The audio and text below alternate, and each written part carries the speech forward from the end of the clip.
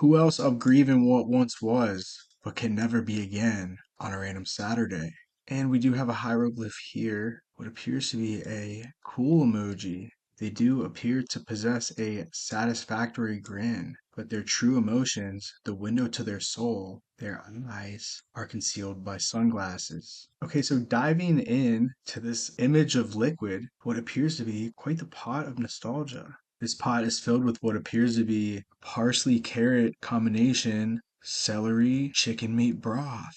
It was quite the comforting and nourishing combo. So coming back to the textology, it appears that it is quite literally being lifted up or scooped out of the soup by this scooping apparatus. It appears the author is seeking camaraderie by asking into the ether, who else? Does anyone else join me in staying awake, being up, being active, being restless? And this is taking place on a random Saturday. Now, bouts of nostalgia can be triggered by our senses or experiences. They can definitely happen on a random Saturday, really on any given day. And sometimes we grieve what once was. We grieve the past. Maybe we miss the good old days when things were better, things were simpler. Maybe we recognize the importance of an earlier time in our life, a once in a lifetime experience, the situations that can never happen again. They can never exist again. Maybe this is some sort of friendship or a family member or relationship that the other person maybe is no longer here.